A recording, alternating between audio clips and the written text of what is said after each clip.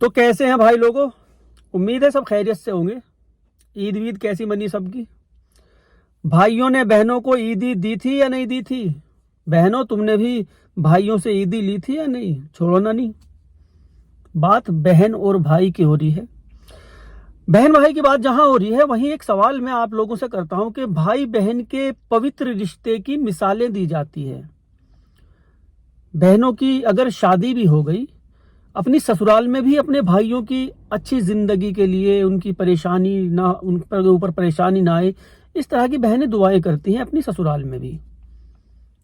कहते हैं बहनें भाइयों की जान होती हैं और बहनों के लिए भाई जो है उनका सम्मान होते हैं। बहन भाइयों की बहुत सारी मिसालें हैं, बड़ी अच्छी अच्छी मिसालें हैं। बहन भाइयों ने अच्छे अच्छे कारनामों को अंजाम भी दिया, अपनी मोहब्बत को कायम भी रखा, बुढ़ापे तक कायम भी रखा। लेकिन कुछ भाइयों ने इस रिश्ते को ऐसा शर्मसार किया, ऐसा शर्मसार किया कि जब आप ये कहानी सुनोगे तो आप सिहर उठोगे जब उस कमरे के बारे में मैं आपको बताऊंगा कि किसी बहन के साथ कोई भाई ऐसा भी कर सकता है। वैसे तो न जाने कितनी बार कोई रिश्ता बचा ही नहीं जो शर्मसार ना हुआ हो, लेकिन ये जो एक मामला हुआ था मुंबई के वसई इलाके में, ये इतना भयावह, इतना दर्दनाक था। जिस शख्स ने भी उस कमरे के बारे में जाना वो सियार उठा, दिल कांप गया उसका। क्या था ये मामला? आइए जरा जानते हैं इस कहानी में विस्तार से। पणजी शहर की रहने वाली सबीना मार्टिन ये एक सामाजिक संस्था चलाती है, महिलाओं के लिए आवाज उठाती हैं। कोई महिला कहीं परेशान है, प्रताड़ित की जा रही है, ससुराल में की जा रही है या उनके घर पे की जा रही है, कोई पत्नी को कर रहा है, इस तरह की महिलाओं के लिए ये आवाज उठाती हैं, उनको इंसाफ दिलाती हैं। रोज की तरह ये अपने ऑफिस में आई। इन्होंने अपना लैपटॉप खोल के देखा, उस पर मेल हमेशा आए रहते थे, शिकायतें आती रहती थी लोगों की कि यहाँ पे ये हो रहा है, वहां पे हो रहा है। इन्हीं मेल में एक मेल मिला, अज्ञात व्यक्ति का वो मेल था। उस मेल में लिखा था कि मुंबई के वसई इलाके में एक महिला को पिछले 20 साल से कैद करके रख रखा। अब इन्होंने ये जब मेल पढ़ा, इस पूरे मेल में लिखा हुआ था कि उसको इंसाफ दिलाइए। उन लोगों से पूछते हैं तो वो कहते हैं पागल हो गई थी, भाग गई कहीं। और यहां पर वो महिला बताया जाता है कि इस घर में अभी भी मौजूद है। अभी जो सबीना मार्टिन थी, इन्होंने इसका प्रिंट आउट निकाला, मेल का प्रिंट आउट निकालने के बाद ये वहां पर गई जहां के जिस घर के बारे में ये बताया गया था। वहां आस पड़ोस में खुद ही इन्होंने छानबीन की। पहले छानबीन की, कुछ इनकी संस्था के लोग इनके साथ थे। इनको पता लगा कि हाँ बात तो सच है, कोई एक महिला थी इनके घर में और वो दिखाई नहीं देती। और कोई मामूली वक्त नहीं हुआ, 20 साल से वो दिखाई नहीं देती। अभी अपने शहर पणजी आई। पणजी आने के बाद इन्होंने वहां की महिला प्रभारी थी, थाना प्रभारी रीना नाइक इनका नाम था, इनसे शिकायत की। वो मेल भी दिया इनको कि मेरे पास इस तरह का एक मेल आया था और ये गांव बताया। गांव है वो, वहां पर अंदोली गांव है जिस गांव की ये घटना थी। ये महाराष्ट्र में पड़ता है, मुंबई के पास। अब यहीं पे जाके जो रीना नायर, ये इनके साथ सामाजिक संस्था के लोग थे, ये लोग सब लोग उस घर के पास पहुंचे। वहां जो गए, वहां जाने से पहले ही जो सामाजिक कार्यकर्ता थे वो पहले से ही वहां पे इकट्ठा थे, मौजूद थे। पहले ही थोड़ी थोड़ी बातें ये चलने लगी थी कि एक महिला इस घर में कैद है। उस घर का दरवाजा खटखटाया, एक शख्स निकल के आए। उन्होंने पूछा जी बताओ क्या? उन्होंने कहा कि एक लड़की है अंदर, एक महिला है अंदर, हमें उससे मिलना। उन्होंने बताया कि वो तो 20 साल पहले पागल हो गई थी, वो तो कहीं चली गई, हमें तो मिली नहीं कभी भी, हमारी बहन थी वो। उन्होंने बहन बताया अपनी। एक व्यक्ति और अंदर से आए निकल के। अब इन दोनों, ये दो भाई थे। एक भाई का नाम था रविंदर वैरलेकर और एक मोहनदास वैरलेकर। इनकी जो बहन थी, ये अपनी छोटी बहन को इन्होंने कैद करके रख रखा था, ये सूचना मिली थी। अब संस्था के लोगों ने जबरदस्ती करी कि हमें घर खोल के दिखाओ, हम घर की तलाशी लेंगे। वे लोग जबरदस्ती इनके घर में घुस गए। घर का कोना कोना छाना गया, छानबीन की गई। एक रूम में ताला लगा हुआ था। उन्होंने पूछा कि ये ताला क्यों लगा हुआ है? कहने लगे कि इसमें तो वैसे ही सामान रखा, घर का वैसे ही लगा रहता है ताला हमेशा। उन्होंने कहा ये ताला खोलो। पहले तो वो आनाकानी करने लगे, ताला खोलने से मना करने लगे। जब उनके ऊपर ज्यादा ही गहमा गहमी हुई तो उन लोगों ने वो ताला खोल दिया। जैसे ही दरवाजे का ताला खुला और दरवाजे का एक पल्ला खोला, इतनी तेज दुर्गंध उसके अंदर से आई, जितने भी लोग थे किसी को भी वहां खड़ा रहना मुश्किल हो गया। सबने अपने चेहरों पे रुमाल रख लिए, इतनी तेज बदबू आई वहां से। अब लोग पीछे पीछे हट गए, कुछ देर के लिए वहां अफसोस में रहे कि क्या है मामला। उन्होंने उस कमरे में सामने देखा, एक महिला, बिखरे हुए बाल, अधनग्न अवस्था में, कपड़े उसके ऊपर नाम मात्र थे, नीचे के कपड़े बिल्कुल भी नहीं थे, ऊपर भी गले सड़े से कपड़े पहन रही थी। वो चारपाई पे बैठी है, टूटी फूटी चारपाई है। इन्होंने उसको आवाज लगाई, वो महिला उठी। उठने के बाद डरी सहमी सी वो एक उसी कमरे के दूसरे कोने में जाके छुप के बैठ गई, सिमट के बिल्कुल, कि ताकि उसको कोई देख ना पाए। अब ये लोग हैरत में, कुछ पुलिस वाले और सरकारी जो संस्था थी इसके लोग रुमाल मुंह पे रख के अपना अंदर घुसे। कमरे में बदबू आ रही थी बहुत बुरी। इस महिला को आवाज लगाई, महिला ने चेहरे पे अपने हाथ रख लिए दोनों, ताकि उसको कोई देख ना पाए, इतनी डरी सहमी थी वो। उससे थोड़ी सी बात की, बात करने के बाद इसको पकड़ के बाहर को लेके आए। जो कपड़े वपड़े इसके शरीर पे नहीं थे, इसके कपड़ा लपेटा गया, एक कपड़े दिए पहनने को, वो पहनाए। बुरी हालत हो रही थी बिल्कुल, बहुत ज्यादा बद से बदतर हालत थी बुरी।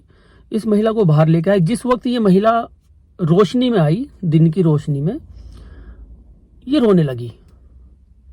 20 साल के बाद इसने रोशनी देखी थी। 20 साल कम वक्त नहीं होता, एक जवानी थी उस वक्त जिस वक्त इसको उस कमरे में बंद किया गया था।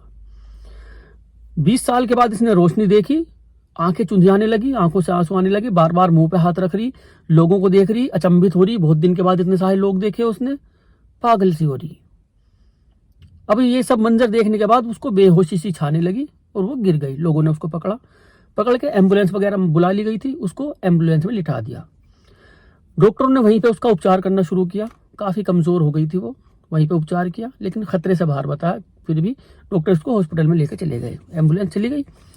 जो संस्था के लोग थे, जो पुलिस वाले थे, ये लोग अब उस कमरे के अंदर गए। उस कमरे का जो नजारा देखा, इस महिला को जो वे खाना दिया करते थे दोनों भाई, वो दरवाजा खोल के खाना नहीं दिया करते थे। जो मेन गेट था उस रूम का, उस रूम का एक तख्ता सा निकाल रखा था इन्होंने, वो हटा के इसको खाना दे दिया करते थे टूटी हुई प्लेट में। टूटी हुई प्लेट थी जिसमें वो खाना खाया करती थी। न जाने कितने साल से वो नहाई नहीं थी, कितने साल से। जो शख्स, अब हम तुम ही देख लो, 1-2 दिन न नहाए तो क्या हमारी हालत हो जाती है, और वो न जाने बंद तो 20 साल से थी और नहाई पता नहीं कब से थी। इतनी बुरी उसकी हालत, अंदाजा ही लगा लो किस तरह की उसकी हालत हो रही होगी। चारपाई पे मलमूत्र उसकी, लैट्रिन पेशाब, कमरे में उसके लैट्रिन पेशाब, उसको बाहर आने की इजाजत नहीं थी, वो सब कुछ अंदर ही किया करती थी। इतनी बदबू, वहां कीड़े पड़े हुए थे, कीड़े मकोड़े थे, मच्छर दुनिया भर के उस कमरे में।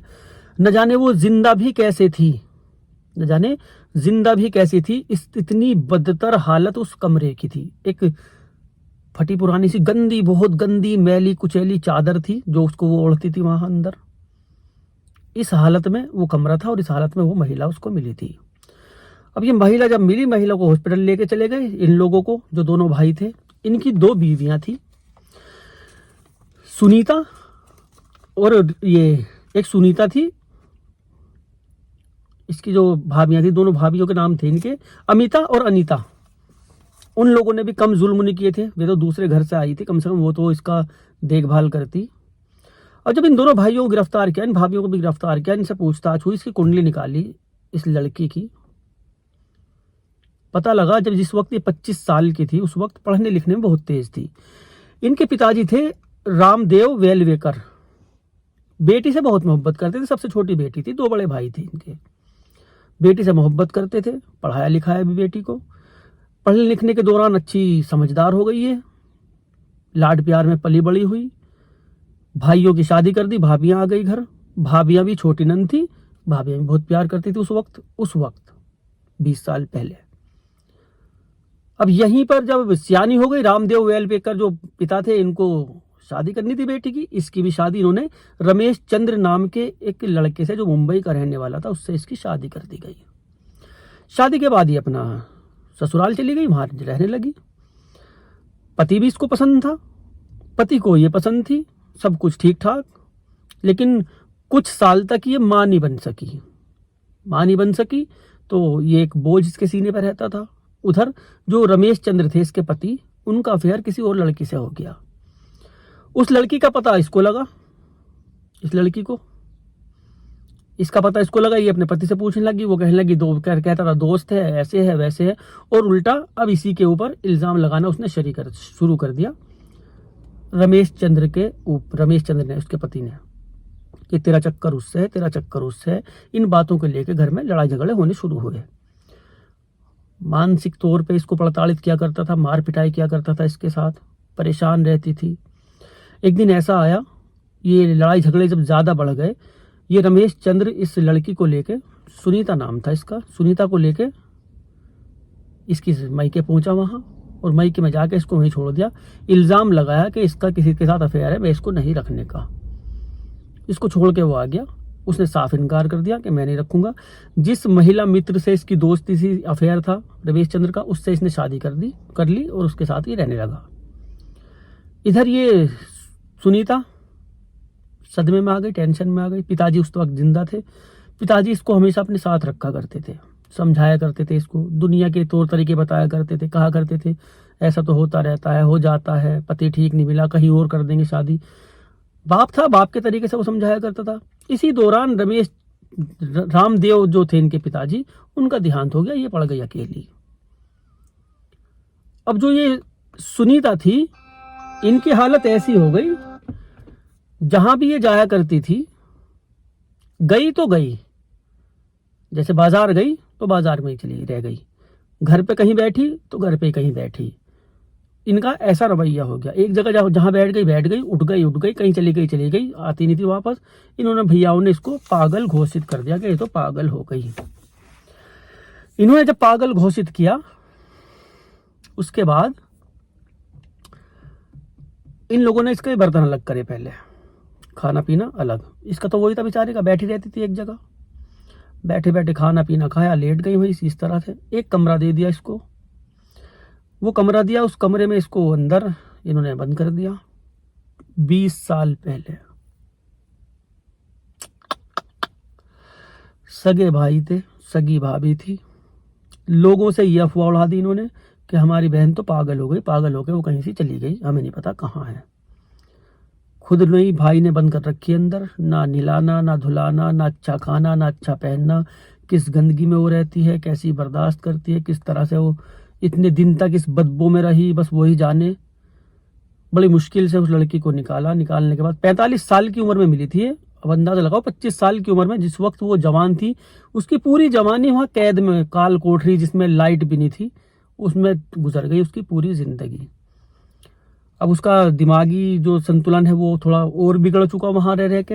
अब उसका इलाज चल रहा है, खैर जिंदा है, और अपने भाइयों को भी पहचानती है, अपने भाभी को भी पहचानती है, डॉक्टरों को भी पहचानती है, नर्स को भी पहचानती है, ये भी पहचानती है हॉस्पिटल में कि ये हॉस्पिटल है, ये भी पहचानती है कि ये व्हील चेयर है, ये बेड है हॉस्पिटल का, ये क्या चीज़ है, सब चीज़ की उसको जानकारी है। पागल वागल है नहीं, बस थोड़ा बहुत मानसिक संतुलन उस काल कोठरी में रहते रहते उसका खराब हुआ। कैसे भाई थे यार। कुछ भाई जान दे देते हैं बहनों के लिए, कुछ भाई ऐसे होते हैं बहनों से जिंदगी भर बात भी नहीं करते। कुछ भाई जाके भी नहीं फिरते अपनी बहनों की, उनकी हालत भी नहीं पूछते शादी के बाद। मैं सारी कड़वी कड़वी बातें कह रहा अभी भाइयों के लिए। कुछ भाई ऐसे होते हैं, शादी कर देते हैं, बहनों के जाके भी नहीं फिरते, कैसी है, जिंदा है, मर गई, कभी जाएंगे तो 10 रुपये देने पड़ जाएंगे, नहीं हम नहीं जाते, चले जाएंगे फिर कभी। कुछ भाई शादी के बाद भूल ही जाते हैं। कुछ भाइयों को बहनों की बातें इतनी बुरी लग जाती हैं कि उनसे रिश्ते नाते खत्म कर लेते हैं। कुछ भाई बहनों के बच्चों से इतनी नफरत कर लेते हैं कि उनको अपने घर में भी आना पसंद नहीं करते। कुछ बहनों को भी इस तरह से नफरत हो जाती है भाइयों से कि वो उनके पास आना जाना ही बंद कर देती है। लेकिन एक बात कहूंगा आपसे, भाई बहन खून का रिश्ता है। तुमने गलती की, तुम माफी मांग लो, छोटे नहीं हो जाओगे, तुम्हारे सर का ताज पैरों में नहीं आ जाएगा। बहनों से गलती हुई है, बहनें माफी मांग ले में कौन छोटा हो रहा है, कौन बड़ा, तुम्हारा ही तो भाई है, और तुम्हारी तो बहन है भाई। तुम नहीं देखोगे तो कौन देखेगा? उस बचपन को याद किया कभी, जब बचपन में खेलते थे? याद किया उस बचपन को? कभी याद किया? हमारे भी बहन है, मुझसे छोटा भाई है, वो सबसे ज्यादा लड़ता था उससे, सबसे ज्यादा उसकी लड़ाई होती थी हमारी बहन से। आज सबसे ज्यादा वो ख्याल रखता है उसका, सबसे ज्यादा ख्याल रखता है वो। सच में बहनों, भाई बहनों की तो मोहब्बत अलग होती है, अजीब होती है। पता नहीं भाई कैसे कर लेते हैं, कैसे घर परिवार। 20 साल तक गंदगी में रखा उसको। मिलते हैं अगली कहानी में।